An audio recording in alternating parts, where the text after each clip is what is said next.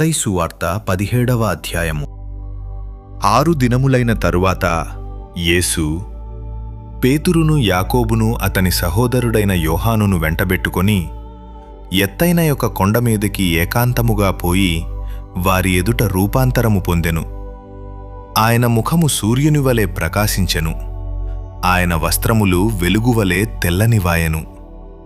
ఇదిగో, మోషేయు ఏలీయాయు వారికి కనబడి ఆయనతో మాటలాడుచుండిరి. అప్పుడు పేతురు, ప్రభువా, మనం ఇక్కడ ఉండటం మంచిది. నీకిష్టమైతే ఇక్కడ నీకు ఒకటియు, మోషేకు ఒకటియు, ఏలియాకు ఒకటియు 3 పర్ణశాలలు కట్టుదుము అని యేసుతో చెప్పెను.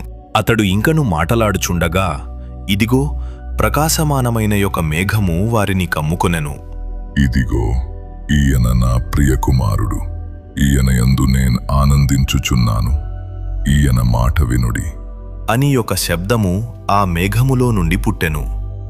శిష్యులు ఈ మాట విని బోర్లబడి మిక్కిలి భయపడగా యేసు వారి యొద్దకు వచ్చి వారిని ముట్టి, లెండి, భయపడకుడి అని చెప్పెను. వారు కన్నులెత్తి చూడగా యేసు తప్ప మరి ఎవరును వారికి కనబడలేదు. వారు కొండ దిగి వచ్చుచుండగా, మనుష్యకుమారుడు మృతులలో నుండి లేచి వరకు ఈ దర్శనము మీరు ఎవరితోనూ చెప్పకుడి అని యేసు వారికాజ్ఞాపించెను.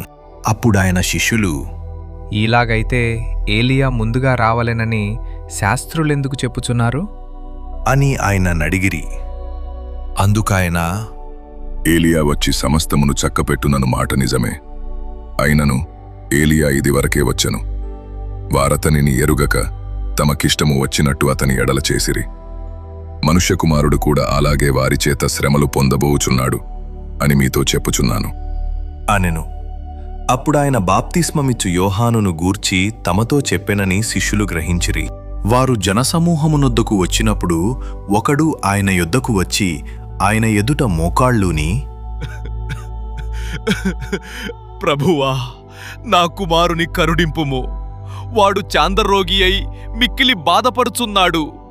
ఏలాగనగా అగ్నిలోనూ నీళ్లలోనూ తరచుగా పడుచున్నాడు.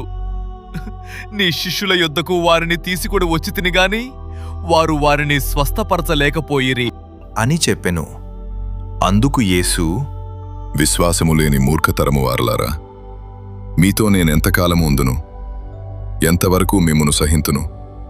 వానిని నా యొద్దకు తీసుకొని రండి అని చెప్పెను. అంతటా యేసు ఆ దయ్యమును గద్దింపగా అది వానిని వదిలిపోయెను. ఆ గడియ నుండి ఆ చిన్నవాడు స్వస్థత నొందెను. తరువాత శిష్యులు ఏకాంతముగా యేసునొద్దకు వచ్చి, మేమెందుచేత దానిని వెళ్లగొట్టలేకపోతిమి అని అడిగిరి. అందుకాయన, మీ అల్ప విశ్వాసము చేతనే. మీకు ఆవగింజంత విశ్వాసముండిన ఎడల ఈ కొండను చూచి ఇక్కడ నుండి అక్కడికి పొమ్మనగాని అది పోవును. మీకు అసాధ్యమైనది ఏదియూ నుండదని నిశ్చయముగా మీతో చెప్పుచున్నాను అని వారితో అనెను. వారు గలిలయలో సంచరించుచుండగా యేసు, మనుష్యకుమారుడు మనుషుల చేతికి అప్పగింపబడబోచున్నాడు.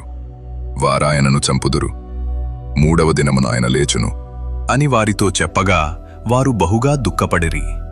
వారు కపెర్నహూమునకు వచ్చినప్పుడు అరశెకెలు అను పన్ను వసూలు చేయువారు పేతురు నొద్దకు వచ్చి, మీ బోధకుడు ఈ అర్షకెల్ చెల్లింపడా అని ఎడుగగా, చెల్లించును అని అనెను. అతడు ఇంటిలోనికి వచ్చి మాటలాడకమునుపే యేసు ఆ సంగతి ఎత్తి, సీమోనా, నీకేమి తోచుచున్నది? భూరాజులు సుంకమును పన్నును ఎవరి యొద్ద వసూలు చేయుదురు? కుమారుల యొద్దనా, అన్యుల యొద్దనా అని అడిగెను. అతడు అన్యుల యొద్దనే అని చెప్పగా యేసు, అలాగైతే కుమారులు స్వతంత్రులే. అయినను మనము వారికి అభ్యంతరము కలుగజేయకుండునట్లు నీవు సముద్రమునకు పోయి గాలము వేసి మొదట పైకి వచ్చు చేపను పట్టుకొని దాని నోరు తెరిచిన ఎడల 1 షెకెలు దొరకును. దానిని తీసుకొని నా కొరకును నీ కొరకును వారికిమ్ము అని అతనితో చెప్పెను.